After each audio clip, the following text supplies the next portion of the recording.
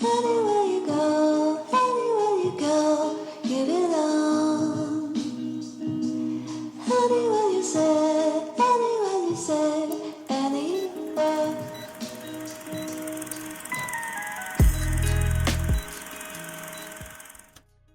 The Great Basilica of St. Peter, the most important in the Christian world, is the monument that manages to unite in a single place the religious faithful and lovers of art. It's dedicated to Peter, first among the apostles, first pope and head of the church. All around the church, Bernini's magnificent colonnade enfolds the surrounding oval piazza in a spectacular and metaphorical embrace. Why is it called St. Peter's Basilica? To understand the origins of the St. Peter's Basilica, we need to go back in time almost 2,000 years. It wasn't by chance that it was built here. This was the place where the apostle was killed and then buried. Peter, given this name by Jesus because he would be the Pietra, the rock, on which the church would be built, was the most dynamic of the apostles.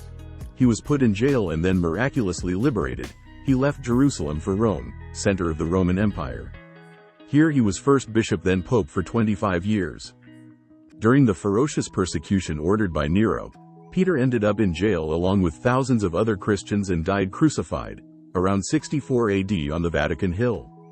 Contrary to popular belief, Christians were not killed in the Colosseum as many films would have us think, but rather in the circuses, and it's in this very spot, where Nero's gigantic royal complex spread out surrounded by palaces, temples and gardens, that Peter's execution and burial took place, he who was the first and most authoritative of the apostles of Christ. The story has it that he wished to be nailed to the cross upside down because he didn't think he merited being crucified in the same manner as his Lord. The area outside Nero's circus, far from the center of town, was considered unhealthy and fit only for burials. Soon after Peter's martyrdom, veneration of this sacred place began. So enduring was it that, while the grandiose Roman buildings fell to ruin, a great necropolis was built for Christian and pagan burials. How was the St. Peter's Basilica built? When, in the 4th century, Emperor Constantine decided to erect a great basilica dedicated to St. Peter, a solid foundation was needed. His architects created it by destroying the Vatican Hill and flattening the ground over the tombs. Many tombs were buried and disappeared this way, notwithstanding the protests of their owners as they watched the necropolis buried by force.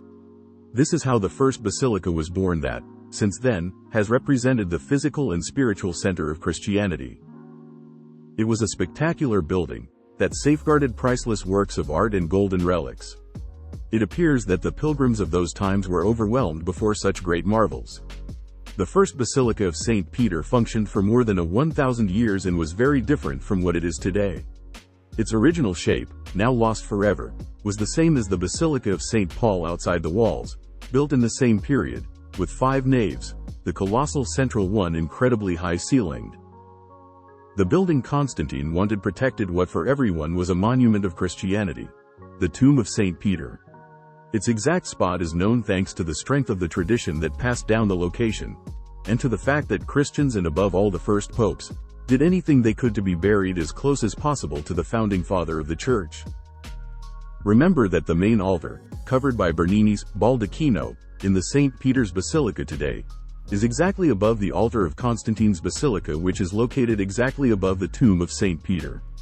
It's truly incredible to think that underneath that altar, more than 10 meters down, are preserved 2,000 years of history.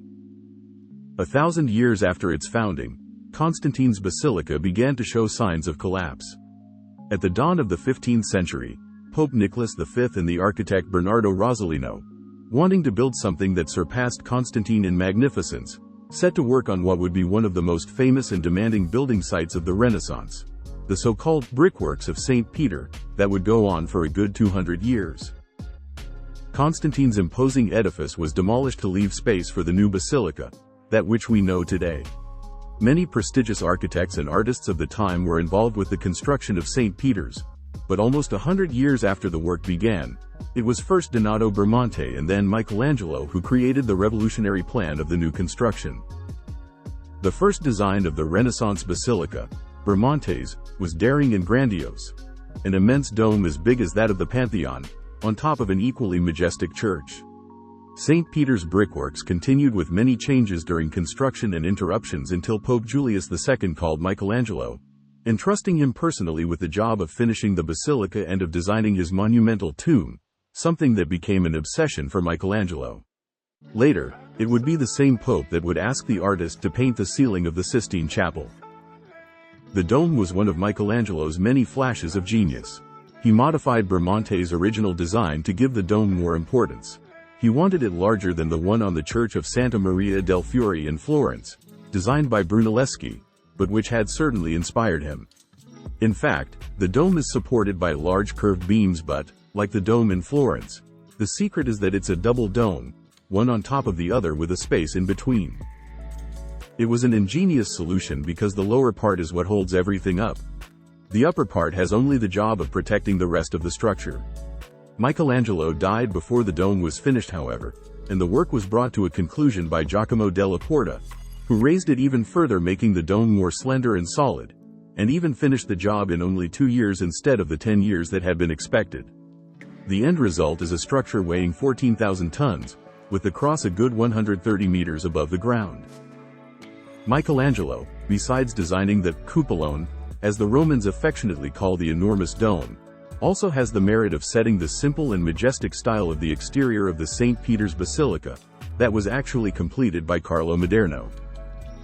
By the 15th century it was falling down, so in 1506 Pope Julius II laid the first stone of a new church. It took more than a century to build, and all the great architects of the Roman Renaissance and Baroque had a hand in its design. In 1626 Urban VIII commissioned Bernini to continue the work, especially the restructuring of the facade. Then, after falling from favor under Innocent X, he was brought back by Alexander VII, 1655–67, to design the new square in front of the basilica. Maderno's facade needed to be given greater breadth. The irregular buildings surrounding the square in 1586 had to be hidden. The obelisk set up in the square in 1586 had to be taken into account, and it was also necessary to enable a larger crowd to see the Pope during the Urbi et Orbi blessing.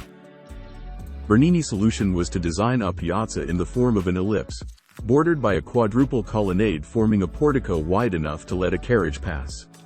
The foci of the air indicated by marble disc on each side of the two fountains. Standing on either of these discs you can see only one row of columns, instead of 4.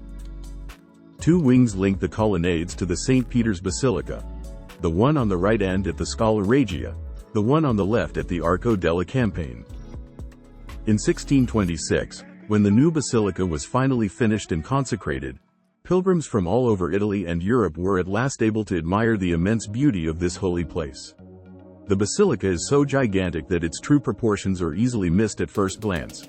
For example, the statues of Jesus, John the Baptist and the Apostles towering at the summit of the facade may appear small, but they're actually giants 6 meters tall. During the fascist era, the ancient medieval quarter of Borgo, right in front of the piazza, was demolished to make way for the Via della Conciliazione, because the regime needed wide and straight streets for its demonstrations and military parades. In Bernini's time and up to the first 20 years of the 20th century, when Via della Conciliazione didn't yet exist, coming upon the basilica must have had an even more amazing effect.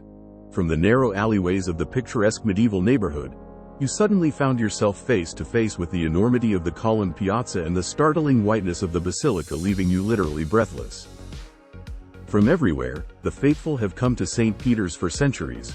Nobility, princes and kings, but also pilgrims dressed in rags, who undertook a long and exhausting journey on foot that took many months, just to be able to climb those steps and pray inside this extraordinary basilica. Today, the view of St. Peter's doesn't leave much to the imagination, but it's still an incredible sight that leaves visitors and pilgrims alike lost in a profound sense of admiration. St. Peter's has made me realize that art, like nature, can abolish all standards of measurement.